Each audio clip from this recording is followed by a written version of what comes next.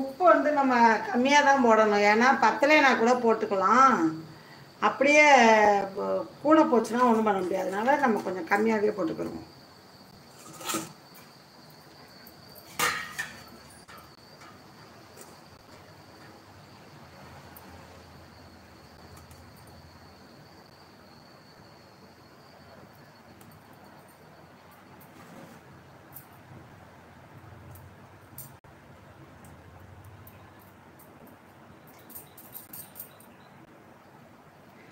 கொத்தமல்லியை நல்லா ஆஞ்சு அலசிடணும். அலசிட்டு தான் ரசத்தில் நம்ம சேர்த்துக்கணும்.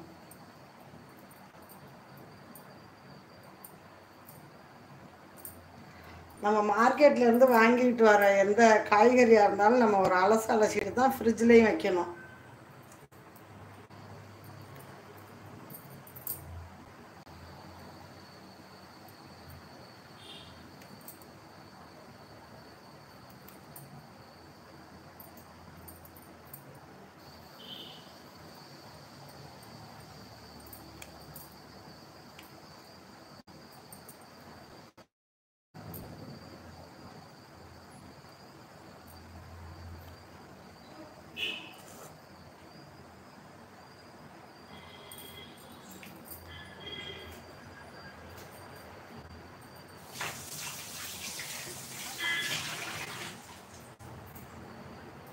கொஞ்சோண்டு கொத்தமல்லி எல்லாம் நம்ம சேர்த்துக்கிறோம். அதில்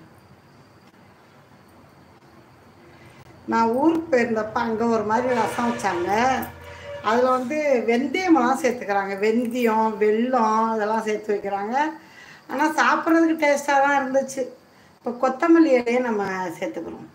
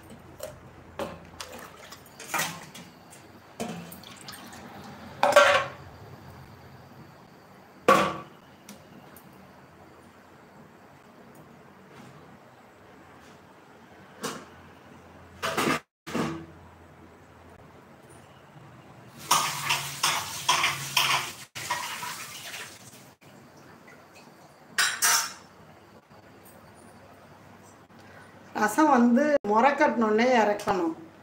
ஏன்னா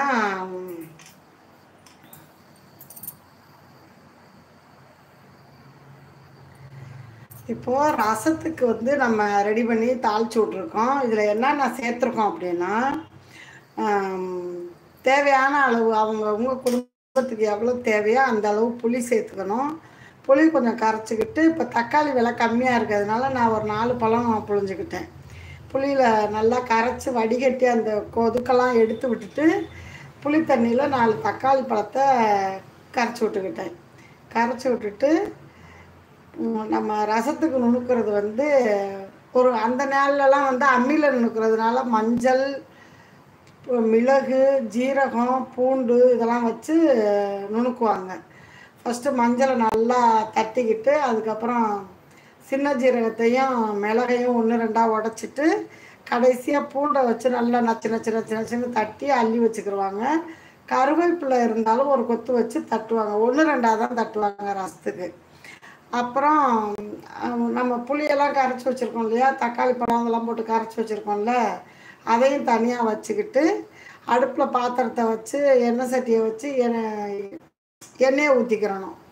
எண்ணெயோ அவங்கவுங்களுக்கு எந்த எண்ணெயில் சமைக்கணும்னு விருப்பம் இருக்கோ அந்த எண்ணெயை நம்ம சேர்த்துக்கிடலாம். சேர்த்துட்டு